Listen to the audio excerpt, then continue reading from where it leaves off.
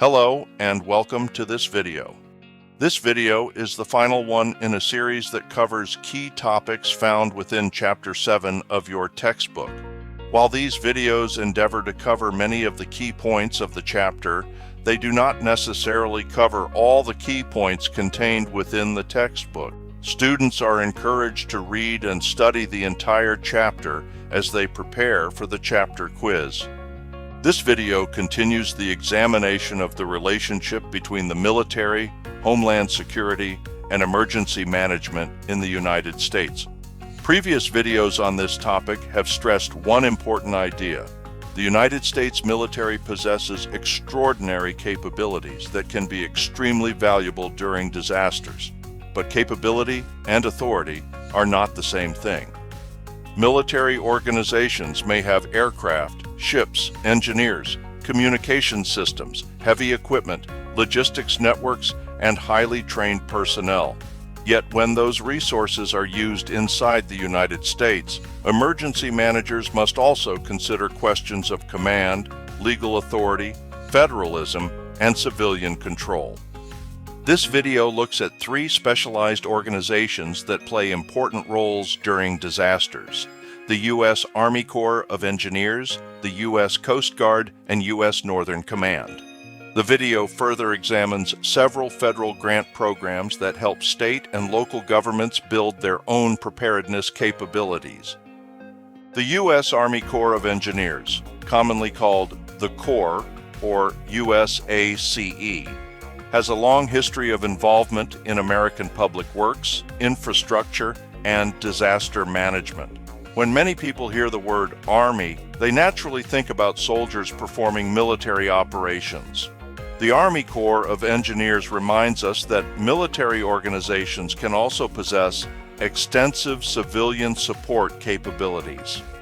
The Corps has expertise in engineering, public works, flood control, infrastructure, emergency power, and debris management. Think about the effect that a disaster may inflict from an engineering perspective. Roads may be blocked, damaged, or destroyed. Electrical systems may be damaged or destroyed. Public buildings may be unusable. Water systems may be disrupted. Thousands of homes may have damaged roofs. And enormous quantities of debris may prevent emergency vehicles and recovery personnel from reaching affected communities. These are not simply inconveniences. They can become major obstacles to disaster response and recovery. This is where engineering and public works capabilities become extremely important. The Corps deploys trained personnel and resources nationwide, including through its Contingency Response Unit, which provides rapid engineering and command support for disaster relief. The Corps' emergency preparedness program includes maintaining an emergency management organization at division and district levels, prepositioning supplies, tools, and equipment, training and exercising with state, local, and tribal partners, and providing technical assistance for emergency planning and flood risk management. The Corps is also associated with temporary roofing operations following major disasters. Temporary roofing can help protect damaged homes and structures from additional weather exposure while permanent repairs are being arranged. The Corps can also provide engineering assistance related to flood control systems, including dams, levees, and other infrastructure.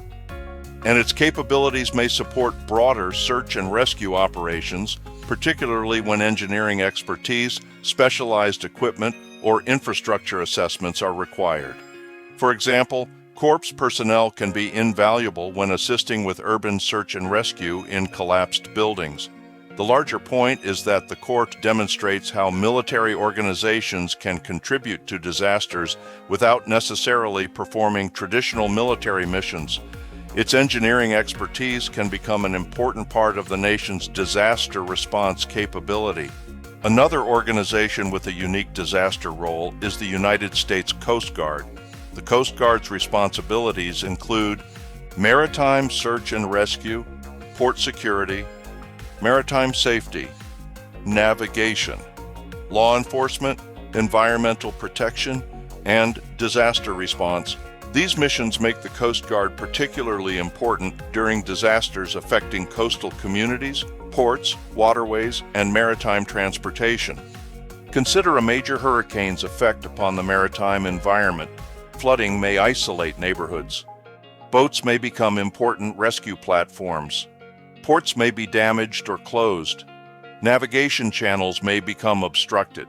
Hazardous materials or petroleum products may enter waterways. Commercial shipping may be disrupted. In situations like these, Coast Guard capabilities become critical. One of the clearest historical examples is Hurricane Katrina in 2005. According to the chapter, the Coast Guard rescued more than 33,000 people during and after Hurricane Katrina. Think about the scale represented by that number. Thousands of individuals were trapped by floodwaters, stranded on rooftops, isolated in buildings, or otherwise unable to reach safety. The Coast Guard's boats, aircraft, personnel, and search and rescue expertise became essential components of the response. Katrina therefore provides an important example of how specialized federal capabilities can become life-saving resources during catastrophic disasters. But the Coast Guard's responsibilities extend beyond rescuing people. Ports are essential parts of the American economy. Following a disaster, reopening ports and restoring maritime transportation can become major recovery priorities. The Coast Guard therefore contributes to both immediate life safety and the restoration of critical transportation systems. Finally, there is the law enforcement authority of the Coast Guard. The Coast Guard is the nation's lead federal maritime law enforcement agency, unique among U.S. military branches for its statutory authority to enforce federal laws on domestic and international waters. Unlike other armed services restricted by the Posse Comitatus Act, the Coast Guard is part of the Department of Homeland Security rather than the Department of War.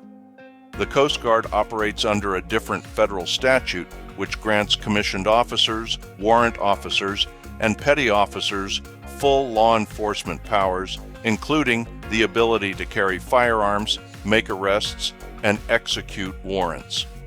The third organization is United States Northern Command.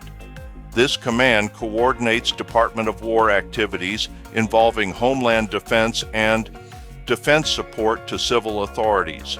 That second mission is particularly important for emergency management. When civilian authorities require military assistance during a major domestic emergency, Department of War resources must be coordinated within an established command structure. Northern Command's civil support mission can involve emergencies such as wildfires, hurricanes, floods, earthquakes, consequences of terrorism, weapons of mass destruction incidents, and national special security events. Imagine a catastrophic earthquake affecting a major metropolitan area. Local resources respond first. State resources could then be mobilized. The National Guard might be activated. But suppose the destruction is so extensive that additional federal military resources are required. The Department of War has tremendous capabilities that are invaluable during a disaster. Northern Command helps coordinate those federal military capabilities in support of civilian authorities. But recall one of the chapter's most important themes. Military capability does not automatically create military authority. Northern Command may provide civil support, but federal military forces remain constrained regarding direct civilian law enforcement activities. That distinction is essential. The military may have personnel and equipment that could perform a particular task, but emergency managers must still ask whether the military has the legal authority to perform that task. Although the military can do much to aid during a major disaster, this military aid is only one part of federal emergency management policy. Another major part involves helping state and local governments develop capabilities before emergencies occur. This part is the provision by the federal government of Homeland Security grants. Federal grants can influence what equipment jurisdictions purchase, what training they conduct, what plans they develop, and which capabilities they prioritize. Here are three major programs emphasized in the chapter. First is the State Homeland Security Program. This program supports state and territorial preparedness and homeland security capabilities. Funding can support activities connected with state preparedness, emergency operations planning, capability assessment, terrorism prevention, and state and local preparedness systems. The important word here is capability. Preparedness is not simply about owning equipment. A jurisdiction needs trained personnel. It needs plans. It needs communication systems. It needs partnerships, and those components need to work together before a disaster occurs. The second program is the Urban Area Security Initiative. This program focuses preparedness resources on high-risk urban areas. Major metropolitan areas present unique emergency management and homeland security challenges. They may have large populations, extensive transportation networks, major economic centers, critical infrastructure, government facilities, tourist destinations, and other potential targets. This program therefore supports areas such as terrorism preparedness, regional coordination, capability development, and preparedness for major metropolitan risks. Regional coordination is particularly important. Disasters do not stop at city boundaries. A catastrophic incident in a major city may immediately affect surrounding counties and municipalities. Effective preparedness, therefore, requires neighboring jurisdictions to plan and operate together. The third program is Operation Stone Garden. This program supports state and local law enforcement activities associated with border and immigration control responsibilities. The chapter particularly emphasizes international border and coastal jurisdictions as major recipients. This program demonstrates the overlap among several policy areas discussed throughout the chapter: emergency management, homeland security, law enforcement, border security, and federal, state, local cooperation. Another extremely important program is the Emergency Management Performance Grant. This program supports the development and maintenance of emergency management capabilities.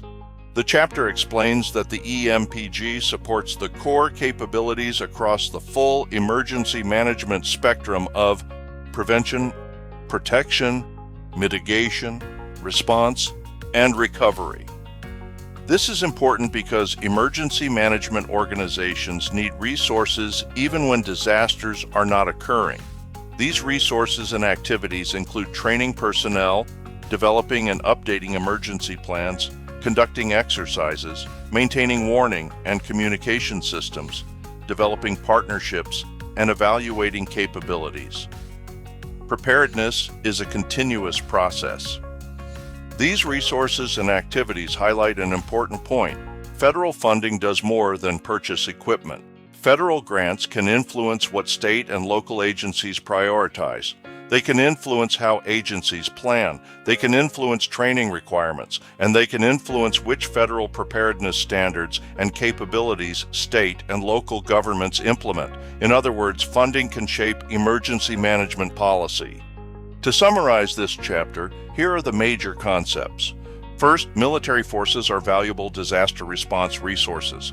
They can provide personnel, logistics, transportation, engineering, communications, search and rescue capabilities, and many other resources when civilian systems become overwhelmed.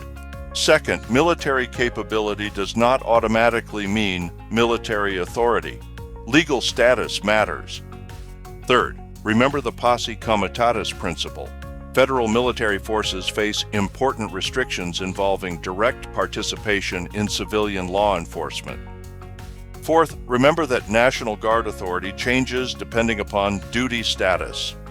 Those differences matter because command authority and legal restrictions can change depending upon the status of the force. Fifth, dual status command can help coordinate state and federal military forces operating during the same emergency. Sixth, Specialized military and federal organizations provide important capabilities. These include the National Guard, U.S. Army Corps of Engineers, U.S. Coast Guard, and United States Northern Command. And seventh, federal homeland security and emergency management grants influence state and local preparedness.